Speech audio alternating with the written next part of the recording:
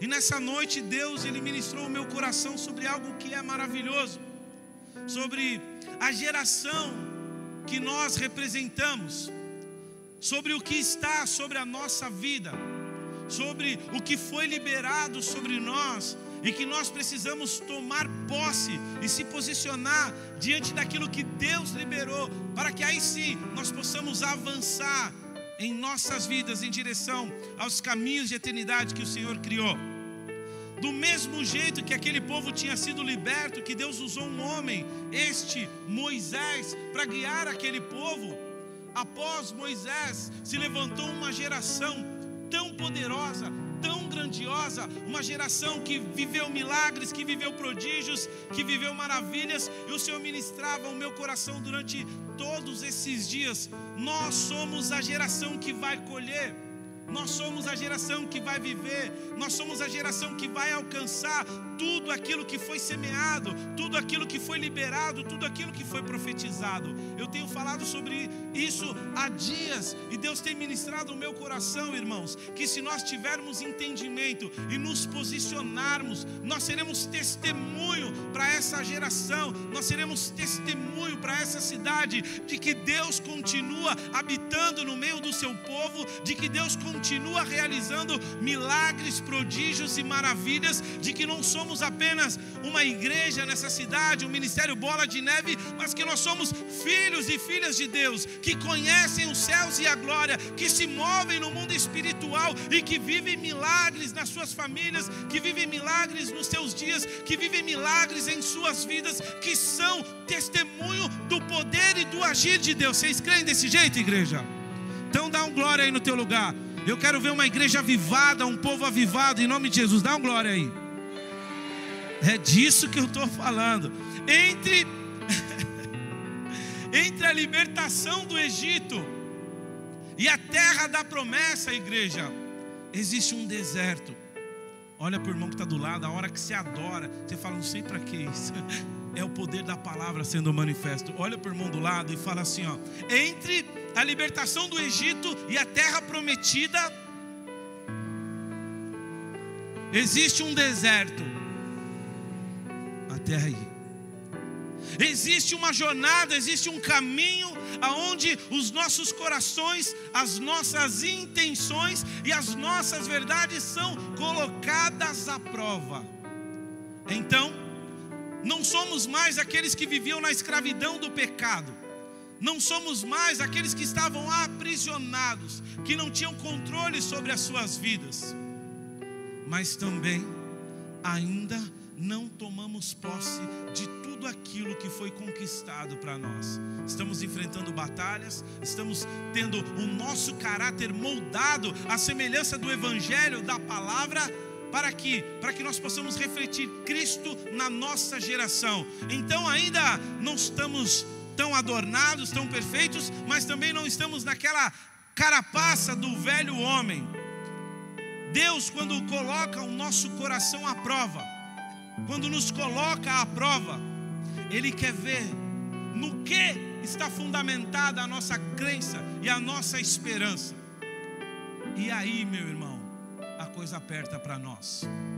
Porque se você estiver fundamentado em circunstância, se você estiver fundamentado em bons momentos, naquilo que te agrada, naquilo que você gosta, na hora da prova, na hora da batalha, na hora da dificuldade, você fica para trás.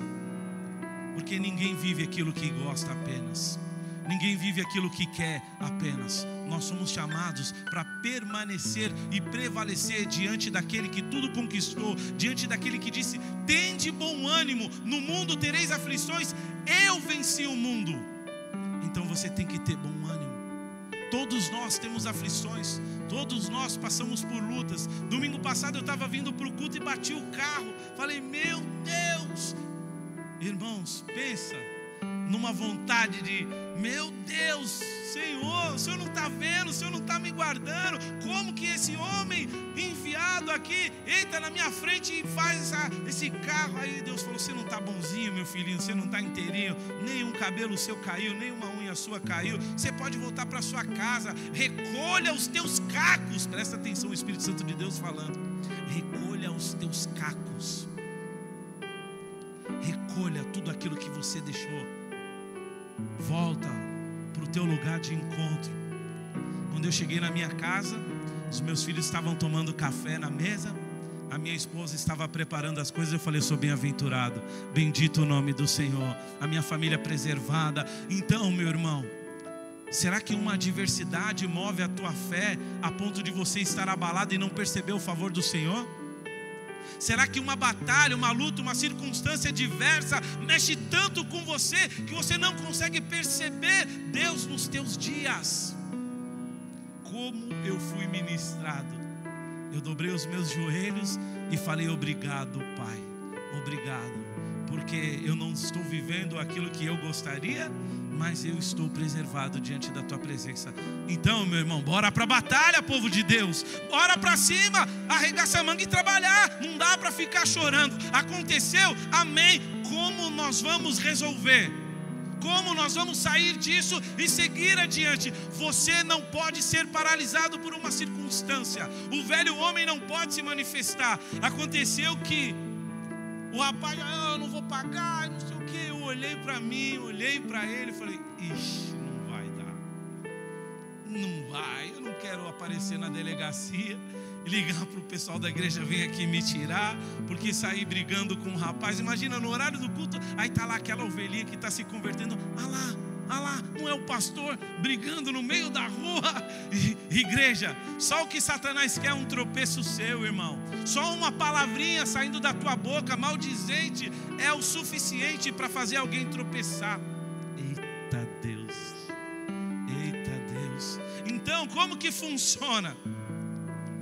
Está passando por luta, glória a Deus. Está passando por adversidade, louvado o teu nome. Sabe por quê? A adoração, irmão, ela tem o poder de mover o ambiente, de mover a circunstância. Sabe o que eu fiz? Recolhi os cacos, entrei no carro, fui para casa e falei: bom, é isso. Está lá o carro na oficina, estou orando: Senhor, provê. O Jeová Jireh provê. É Uber, é 99, é os irmãos da carona, e glória a Deus, e fomos para cima, e estamos aqui hoje. E bendito seja o Senhor, igreja. Todos nós temos aflições, todos nós temos luta. A diferença é: isso tem te parado? Oi, irmã?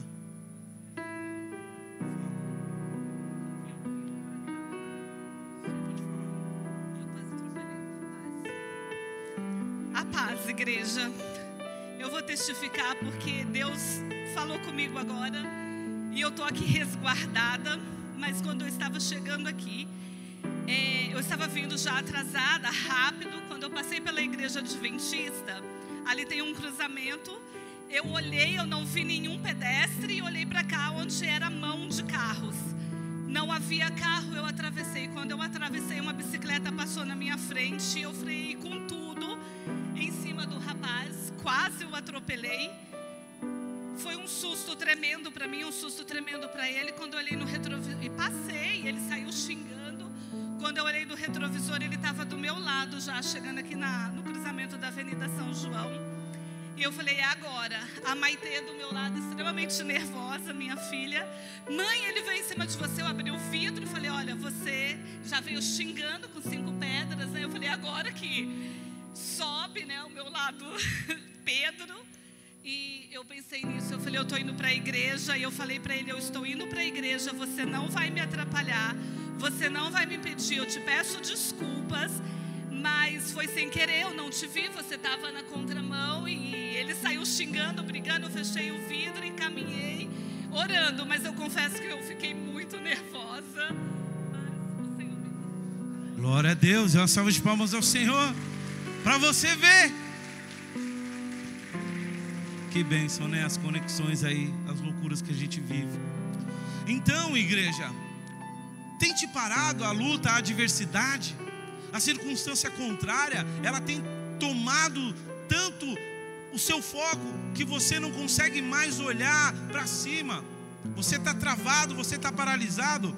Coloca para a gente aí, por favor, Êxodo capítulo 13, versículo 17 a 18. Olha como, irmãos, o nosso Deus, Ele é um Deus, irmão, que Ele te coloca para pensar. Olha o que diz esse texto maravilhoso, ó. Êxodo capítulo 13, 17 e 18. Isso. Tendo Faraó deixado ir o povo, Deus, presta atenção, quem? Não é o Faraó, não foi a luta, não foi a batalha. Deus não o levou pelo caminho da terra dos filisteus, posto que mais perto era este. Pois disse, para que porventura o povo não se arrependa, vendo a guerra, torne ao Egito.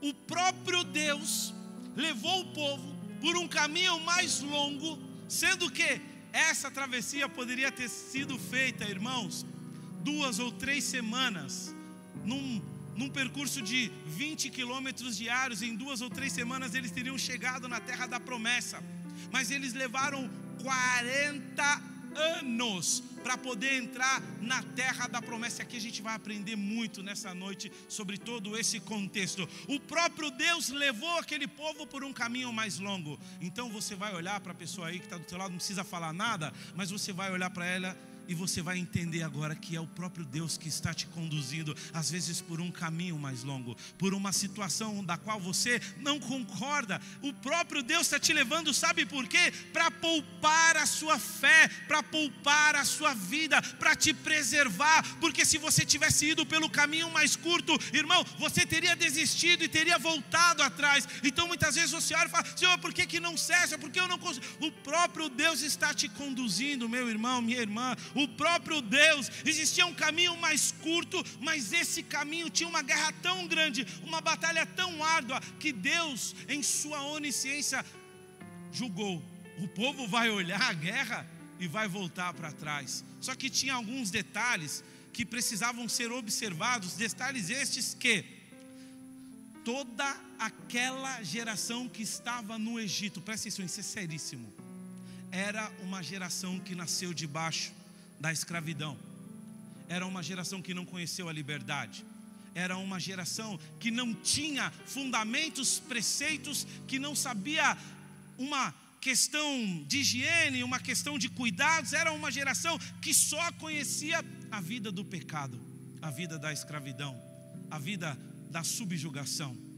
Então, o que aquele povo faria com aquela liberdade que tinha sido conquistada? Eles não fariam nada, porque eles não sabiam o que era viver diferente. Em poucos dias, aquele povo voltaria àquilo que os aprisionava. Será que Deus está falando com você, meu irmão, nessa noite?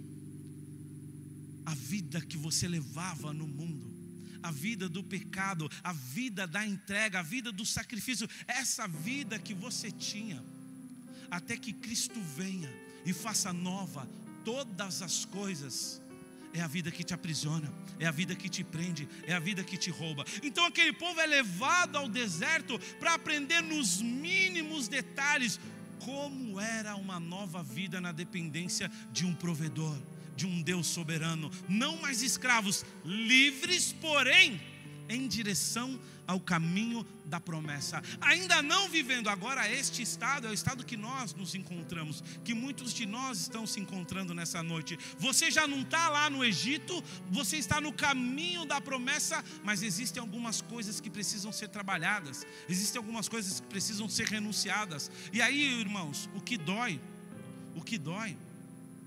é que muitas vezes quando Deus vem trabalhar no nosso coração, nós estamos tão acostumados com a vida do Egito, que nós começamos a falar: poxa vida, eu me converti para isso.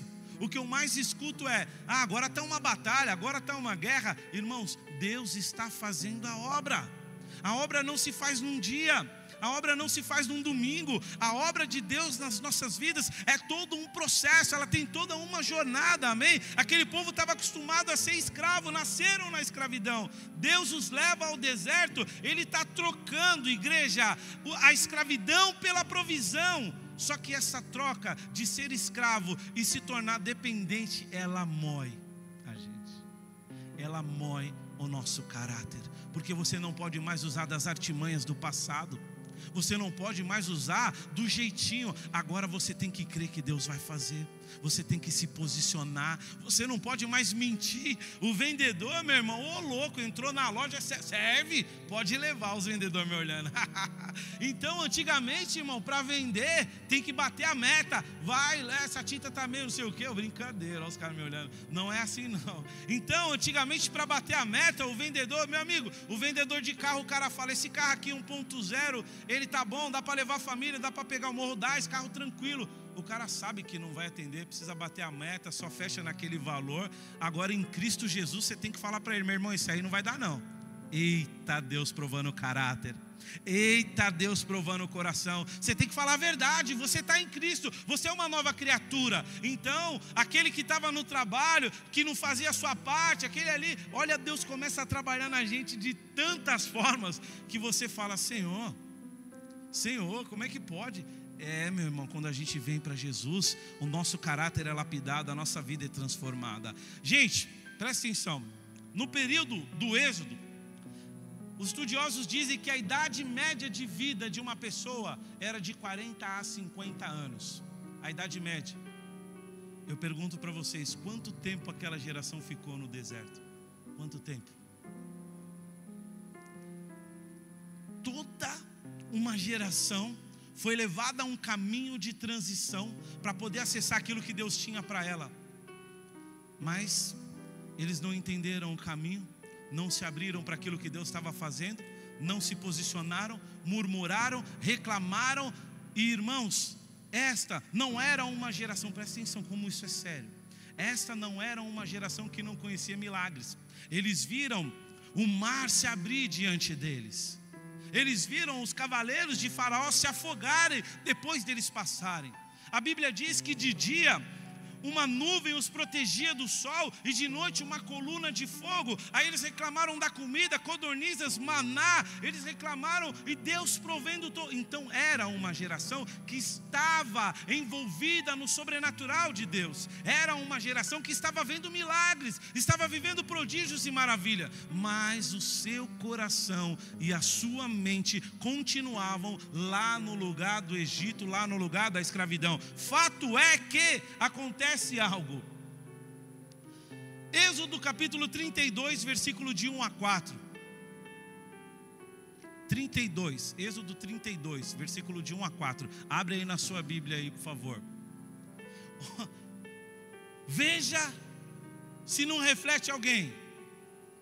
Vendo o povo que Moisés tardava em descer do monte, acercou-se de Arão, que tinha ficado na responsa, e lhe disse: levanta-te, faze-nos deuses que vão adiante de nós, pois quanto a este Moisés, o homem que nos tirou do Egito, não sabemos o que lhe terá sucedido. Continua, disse-lhes Arão: tirai as argolas de ouro das orelhas das vossas mulheres, e também vossos filhos e vossas filhas, e trazei-mas. Então todo o povo tirou das orelhas as argolas e as trouxe a Arão. Este, recebendo-as das suas mãos, trabalhou o ouro com buril e fez dele um bezerro.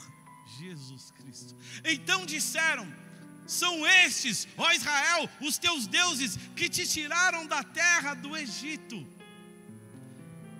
Moisés demorou um pouquinho, igreja. Está demorando para acontecer na tua vida?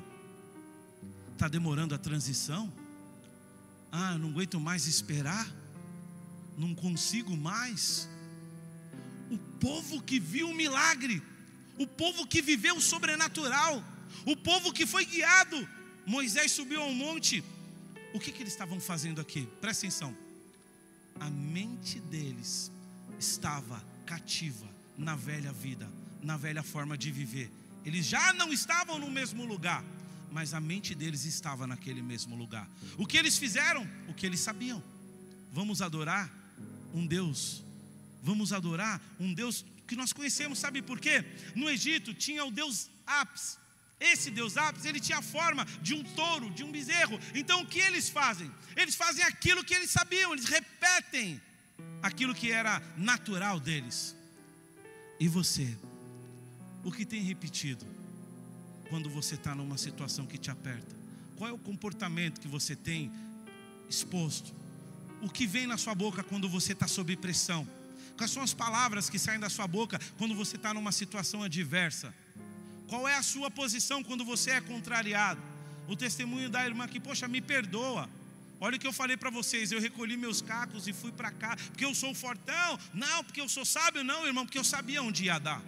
E eu sei que o velho homem, ele está só esperando uma oportunidade para vir aqui e colocar para fora tudo aquilo, porque aí, irmão, você quer extravasar, o que você acha que é? Você está achando que eu...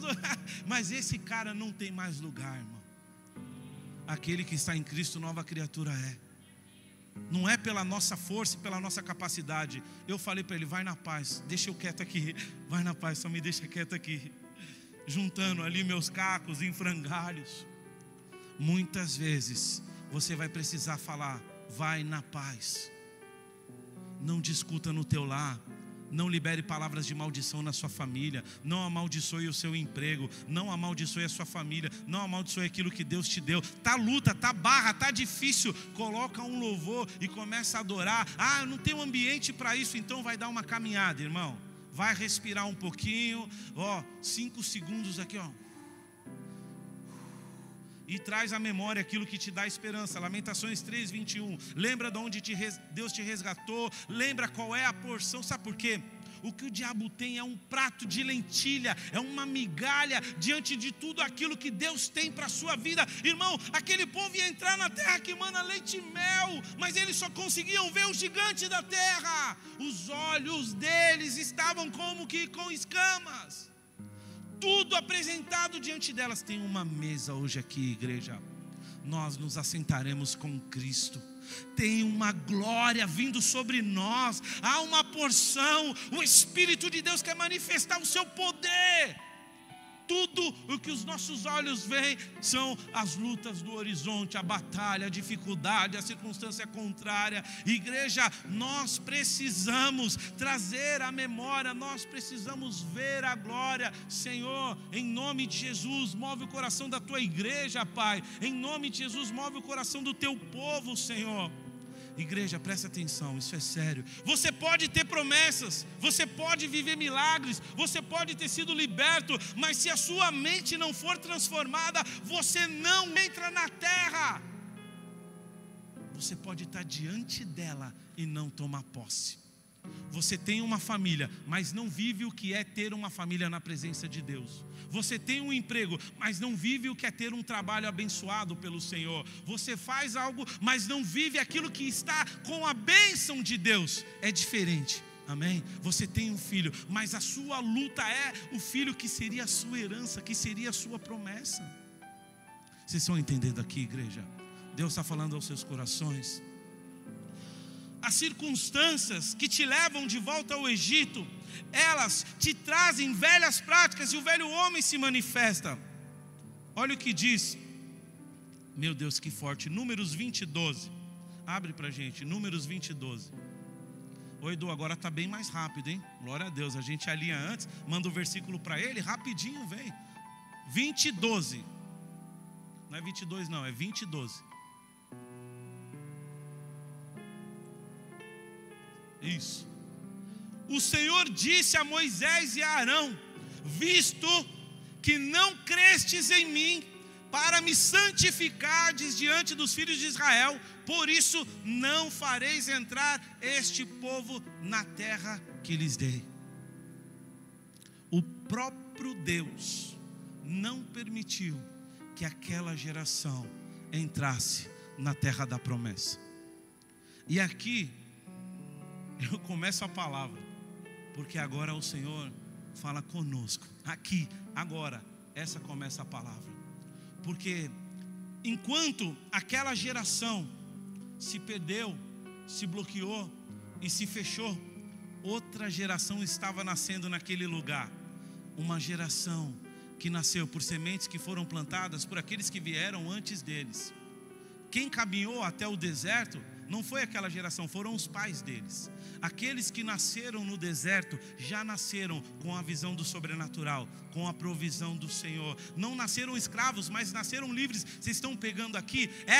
Esse é um novo nascimento em Cristo. Essa é a nova forma de viver, é o novo modo que Ele nos chama a viver. Então essa geração sim, essa geração diferente. A geração de Josué, diferente da que saiu do Egito e ficou presa no deserto, essa geração não apenas recebe a promessa, mas de fato ela entra e possui a terra. Você está entendendo o que eu estou falando? Não é só uma palavra que é liberada na sua vida, você vai viver a palavra, você vai viver a promessa, você vai ser o testemunho. Deus vai abrir as portas e você vai ver, irmãos, os céus abertos sobre a sua vida. A sua família, ela vai ser um testemunho, você vai ser um testemunho. Não vai ser só uma palavra liberada, você vai ser o cumprimento das promessas de Deus, você vai ser o cumprimento de tudo aquilo que Deus tem. Sabe por quê, igreja? Porque Jesus morreu na cruz para que se levantasse uma geração que testemunhasse acerca dos grandes feitos do Senhor, que carregasse a glória, que carregasse o poder, o sobrenatural. Uma geração que não ficou no deserto, que não morreu no deserto, mas uma geração que entrou e possuiu a terra que mana leite e mel, a terra, irmãos, que está disposta como promessa. Isso está sobre a minha, sobre a sua vida. Se você crê, dá um glória a Deus aí. Olha o que Deus nos diz: nós somos pequenos, não fomos nós que aramos a terra, não fomos nós que fundamos. Agora eu falo para o ministério, tá? Para o ministério. Não fomos nós que plantamos as igrejas, não fomos nós, irmãos, que evangelizamos lá fora e trouxemos as pessoas. Nós chegamos, a coisa já estava acontecendo, a coisa já estava andando. Nós chegamos, a obra já tinha sido iniciada, mas nós somos da geração que tem a glória da segunda casa, que carrega a porção dobrada, que se move no Espírito, que não se corrompeu, que não paralisou, que não ficou para trás, igreja. Nós somos a geração que Deus fala: pequenos, sejam fortes e corajosos, sejam fortes e corajosos. Olha o que Deus disse para Josué. Ele te diz nessa noite, o Senhor te diz nessa noite, Josué capítulo 1, versículo 6 e 7. Coloca para a gente, olha aí, está alinhadíssimo, hein? Ser forte e corajoso, porque tu farás este povo herdar a terra que, sobre juramento, eu prometi dar aos seus pais. Houve promessa sobre o nosso ministério, igreja. Houve promessa sobre aqueles que estavam antes de nós. Houveram palavras liberadas, houveram promessas. Houve uma liberação do céu sobre esta casa, igreja. Nós somos a geração que vai entrar, que vai viver, que vai testemunhar, que vai carregar a glória, que vai ser exemplo numa geração que se perde de que ainda é possível manter a chama acesa, de que Deus ainda faz milagres. Nós somos a geração, igreja, que vai juntar e vai fazer congressos e vai fazer eventos e vai ganhar almas por todo esse lugar, igreja. Quem crê diz amém, dá um glória aí. Oh! Olha que lindo. Aqueles que vieram antes de nós, por circunstâncias várias, estão em outros caminhos, mas ficou um remanescente, ficou um povo que ama a Deus. Eu não tenho nome, eu não tenho reputação, eu não tenho título. Eu só tenho o Senhor Jesus, igreja. Eu só tenho o Senhor Jesus. Nós somos a geração que não carrega títulos, a geração que só carrega a glória, a geração que só carrega Deus. Nós somos aqueles que oram e as muralhas caem. Nós somos aqueles, irmãos, que atravessam e derrubam os muros. Como? Com adoração e mover profético, se movendo pelo Espírito. Quando Josué ele entra em Jericó, Deus dá uma direção. Nós somos uma geração que se move pela direção do Espírito. Tocai a trombeta, povo de Deus, entrai, porque os muros vão cair. Nada para você nesse mover, nada para a tua vida e a tua família, nada para os sonhos de Deus, nada vai impedir você de acessar tudo aquilo que tem. Sabe o que é lindo? Deus falava no meu coração hoje à tarde: nós somos a geração que derruba o gigante, igreja. Nós somos a geração que se posiciona e fala: ei, eu não tenho medo de você, eu não tenho medo da sua afronta, eu não tenho medo de você, porque eu estou em nome do Senhor dos Exércitos. A geração de Saul era linda. Saul era um homem lindo. Igual a ele, Israel, a Bíblia diz que do ombro para cima não tinha. Mas nós somos a geração que tem o coração de Davi. A geração que se prostra. A geração que adora. A geração, irmão, de guerreiro. A geração que não está ali carregando a armadura porque não cabe. Nós carregamos glória. Adoradores e adoradoras cheios do poder de Deus. Homens e mulheres que o Senhor diz: olha lá, Ele é segundo o meu coração. Olha lá como é que tem que fazer. Quem somos nós? Aqueles que não têm nome. O nome é do Senhor. A glória é dele, a casa é dele, os filhos são dele. Vem, Senhor, e faz a tua vontade no nosso meio. Nós conquistamos a terra, igreja. Nós somos a geração que renova a aliança. Nós somos a geração, igreja, que vive os sonhos de Deus. Nós não esquecemos, Senhor. Olha que lindo. Isso é tão profético.